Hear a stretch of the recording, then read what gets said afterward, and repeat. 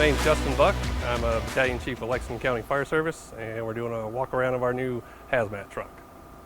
So we went with a Sutphen chassis through Williams Fire. We did the extended cab with your normal switches, bells, and all that good stuff on the inside. Nothing overly complicated on the inside. We've been running Sutphen for several years now, and we've had pretty good outcomes with it. So we went with a three-door chassis because of its purpose. Its sole purpose is a hazmat truck, nothing else. So with the third door being the only thing we have laid out and the fourth being removed, we now get more space within the interior, which we'll see for en route research area for our guys. Because of the possibility of while they're out, they could go to under any other kind of incident, we have these tall compartment doors that will be installing SCBAs, storing gear, that kind of stuff kind of en route. Even though it's not its main purpose, we kind of like to have somewhat of a redundancy to have equipment available.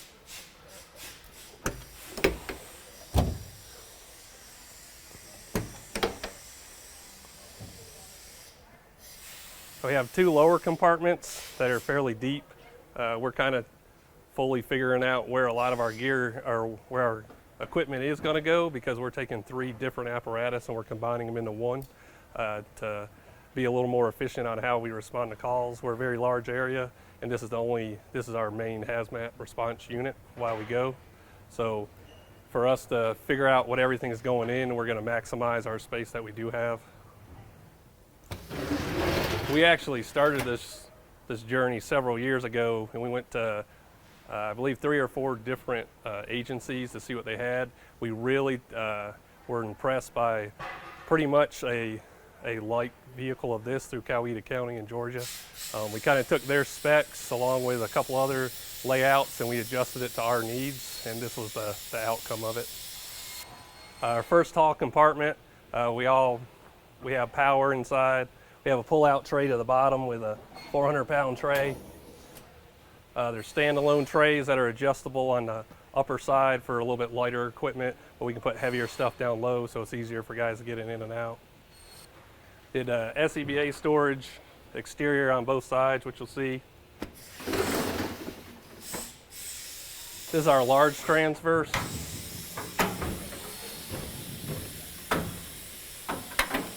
You can see it's really easy to get to. We'll be mounting tools, some future equipment we have coming in, like a flaring kit, something of that nature, that we can easily get to.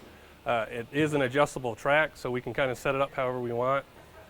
So as time goes on, if equipment changes, we can adjust the truck to the needs that we have at the time.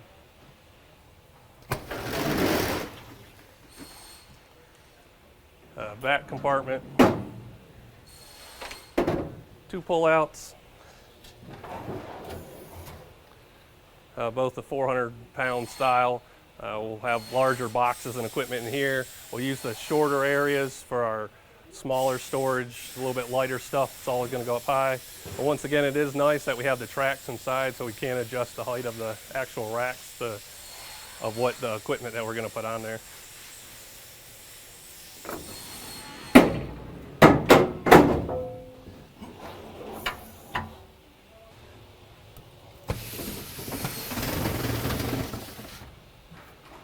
Back compartment, just a high, deep one. It does have the availability of adjustable shelf if we want to. Right now, we'll probably do our offloading equipment in there, or overpack drum, something of that nature. That takes up a little more space, but it's fairly easy to move around. We have the large telescoping camera on board. It's a Bosch series. It has a FLIR integrated into the system. On the right side, our weather station, WeatherPack brand, will be added to that side that it extends up, and then everything broadcasts to the inside of the truck.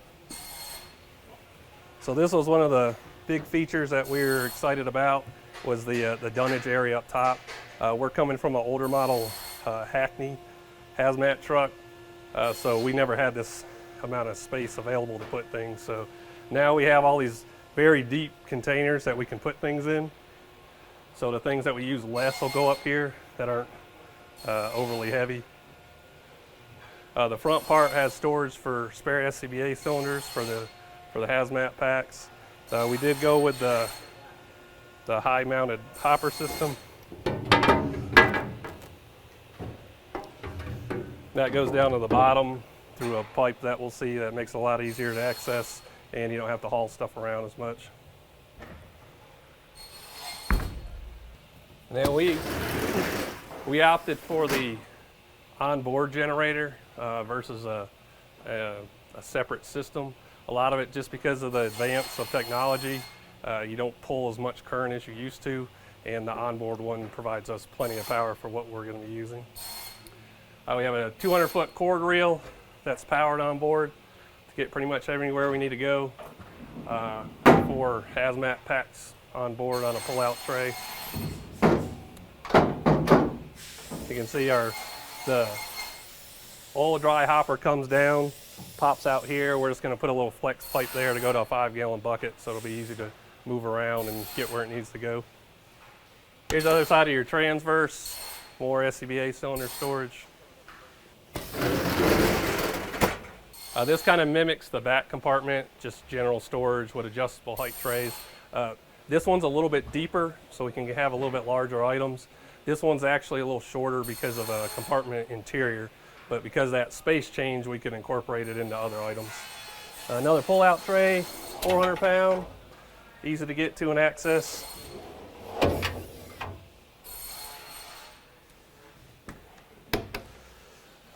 Lower compartment would pull out.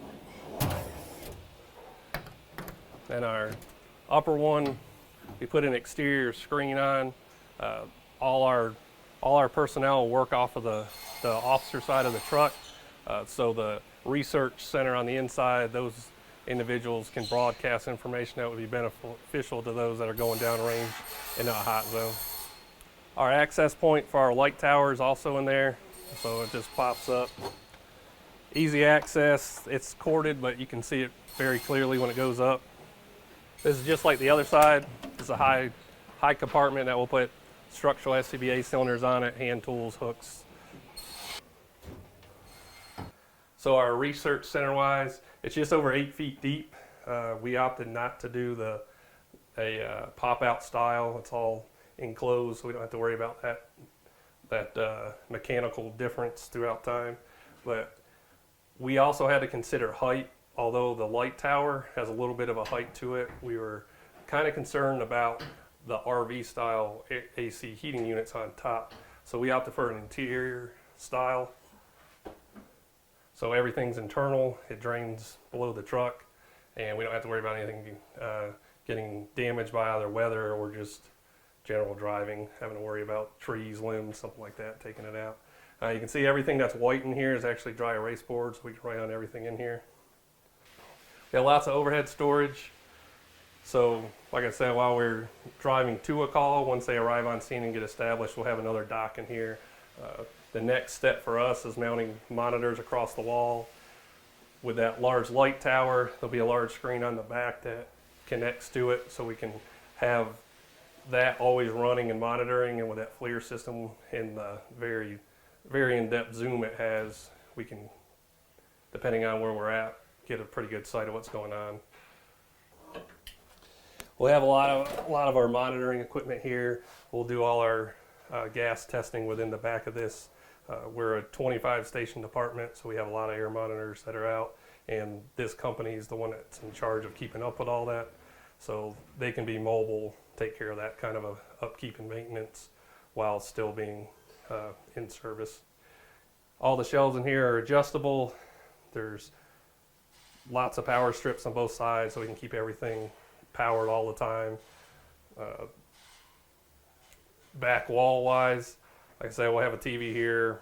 All our monitor, testing, calibration equipment will be back here. This side, our weather station comes in here with the weather pack. That'll also be linked into our research computer on this side with the software we use to plume models and run normal hazmat incidents. So the truck has 4 stabilizers underneath. It kind of reminds you of a ladder truck has its to be stabilized. When that boom goes up, it's so high up in the air, you have to worry about light wind to heavy wind can actually make your whole truck move. Now the camera can auto adjust a certain amount, but we opted to put those on so we don't have to worry about a stability issue, and we can always have a clear and precise picture while we're working in the back. So they set down from the interior, they automatically adjust, and then when we're ready to go, we just pick them up and go. So this is the conclusion of the walk around of our hazmat apparatus. We appreciate the service we've gotten between SVI and Williams Fire, and we look forward to using it.